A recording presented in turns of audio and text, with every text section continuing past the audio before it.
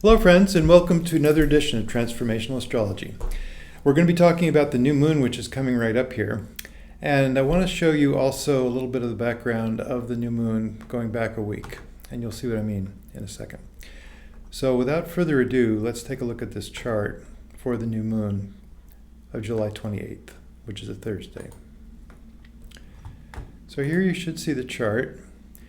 And let's see, the characteristics of this chart that are quite interesting are actually not so much with the position of the sun and moon. You can see the sun and moon here at 5 degrees of Leo. But what I'm going to be focusing on is are these planets.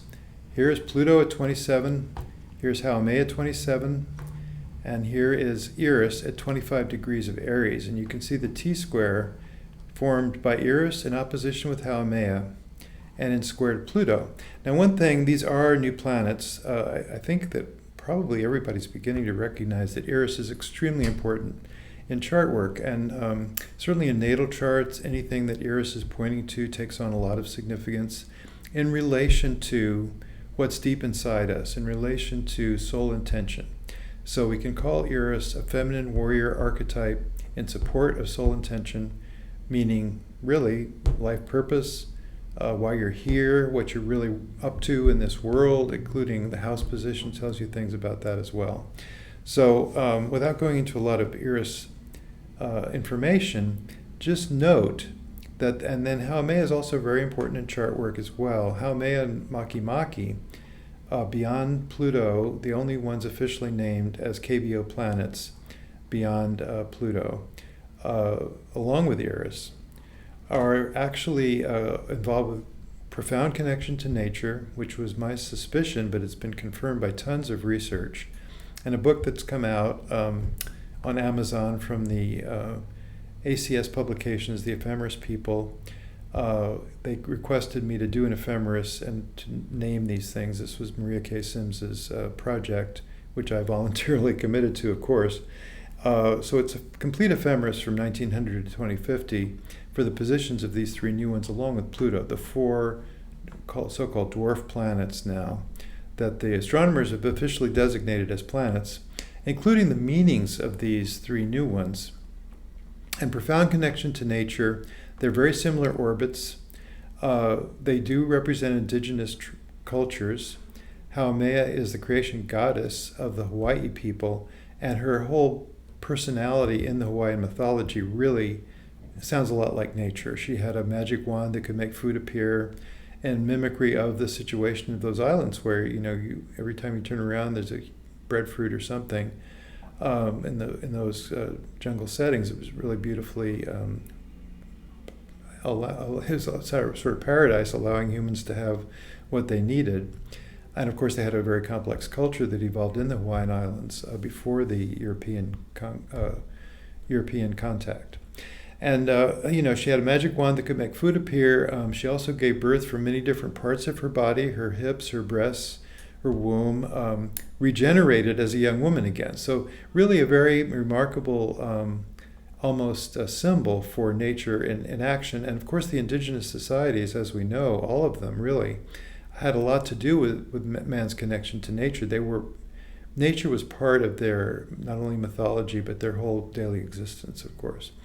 Makemake, similarly, the creation god of another Polynesian island group, the Rapa Nui people of Easter Island, discovered, on Easter Day, and that's how it got the name Easter Island by the Portuguese. But that also, they had a lot of ritual that had to do with their connection to nature, as you might expect in an indigenous society. So I find that both of these, and this is not just theoretical. I've done a lot of research with chart after chart after chart, and I find that it really does involve not only connection to nature, which celebrates the fact that we do have, and it's important for our times, we do have an issue with human connection to natural settings, to nature itself, to the environment, protecting the environment, recognizing that all creatures are part of ourselves, all humans as well, part of ourselves. A recognition of natural law, perennial wisdom, that says, there is a right way and a wrong way to do human relationships, to do our actions. There's right action. And we have a good sense of this, really based on our own instincts. And the people that have strong Haumea in their charts, and there's many examples of this, and also Makemake, more of an activist agenda.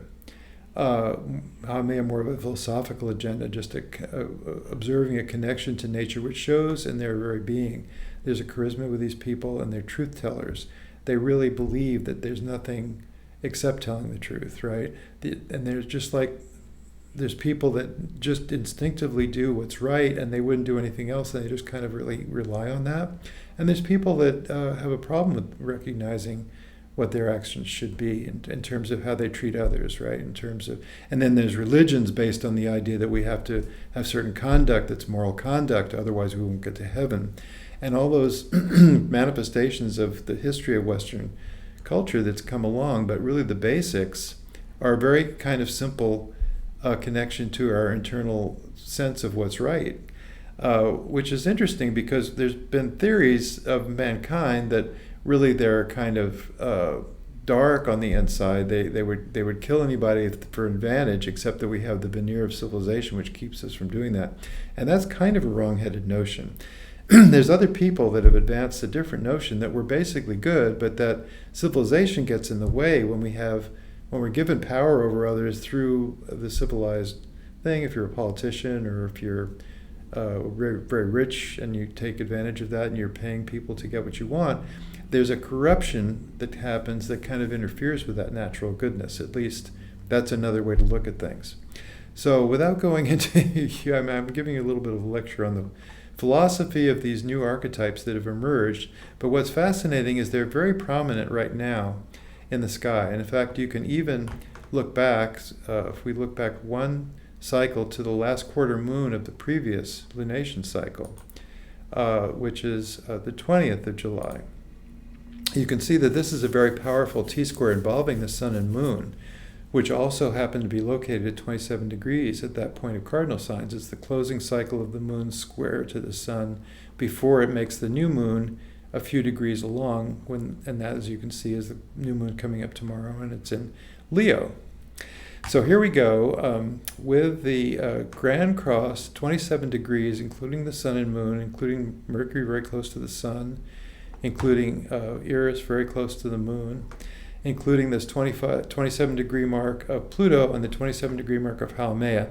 Now the reason I bring this up is this was the 20th, and I think people in this country that are tuned into politics at least know that on the 21st, the very next day, there was that Thursday meeting, which was broadcast, of the January 6th Commission, which is all about what?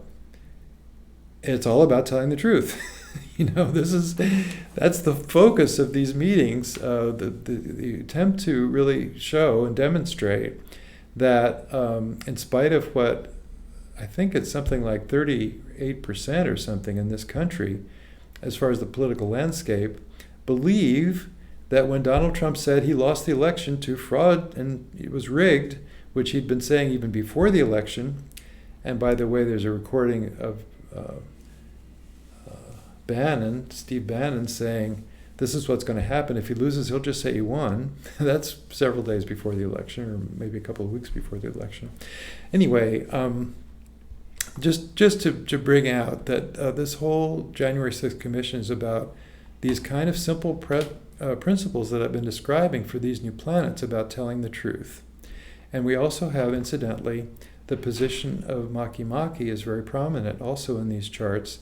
If you do the right click, so you can see the parallel aspects, we see that those are very close, contraparallel between Pluto and Haumea.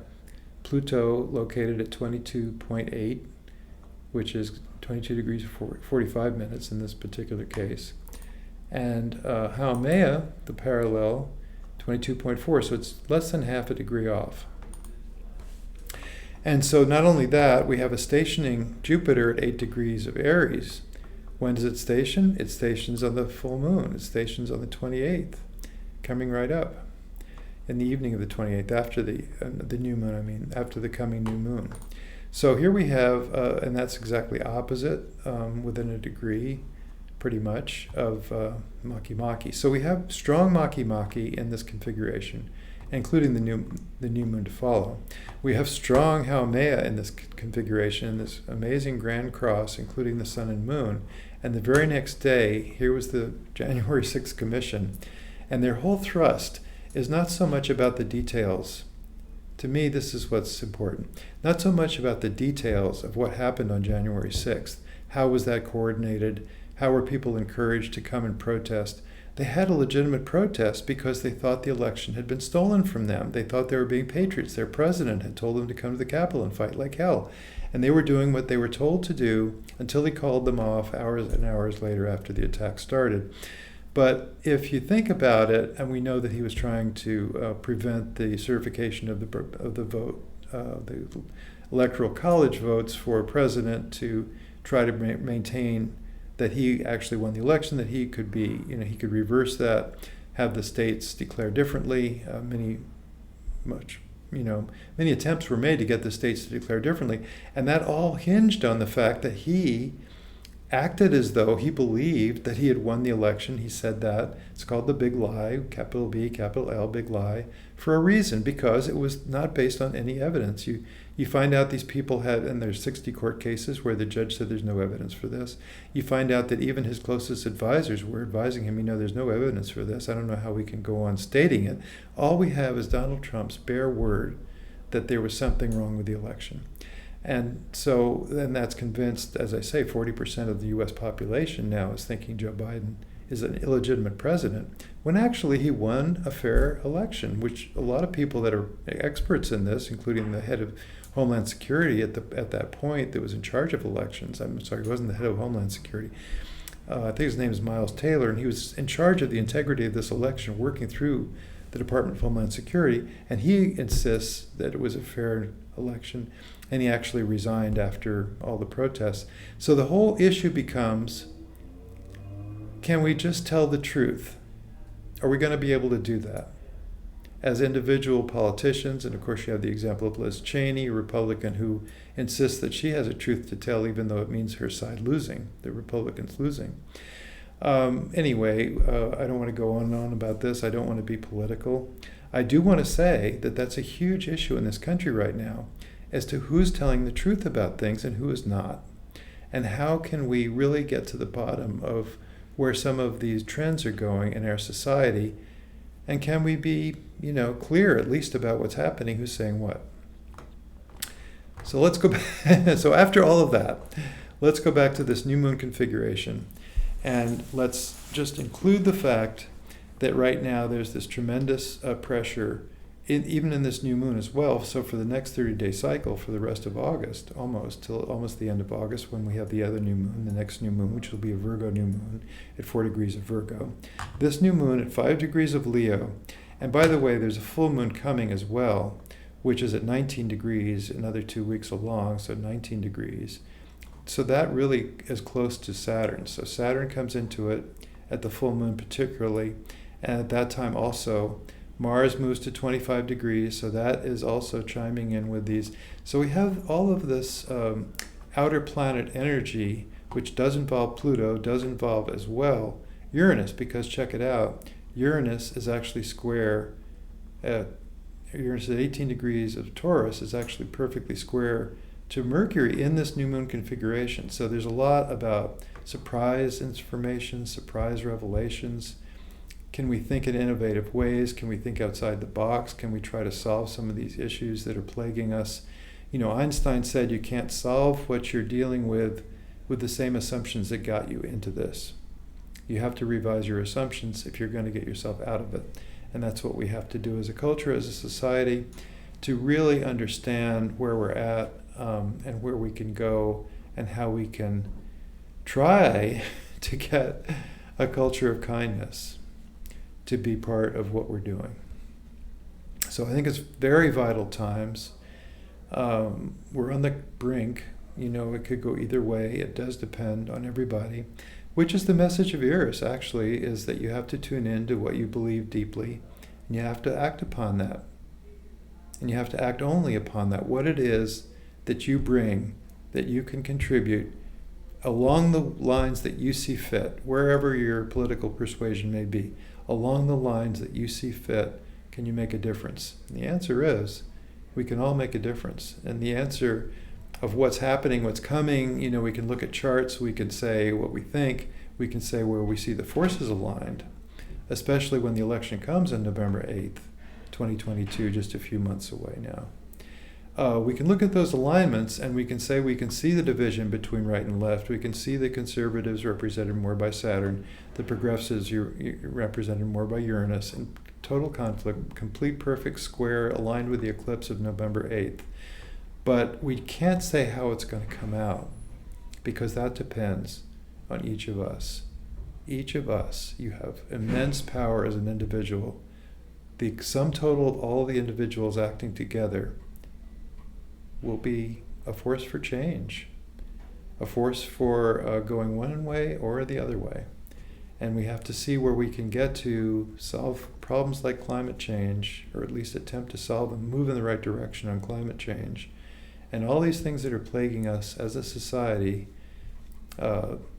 including mass shootings, including state-sponsored killings, as we do see with Russia and Ukraine right now, trying to terrorize the civilian population by bombing them.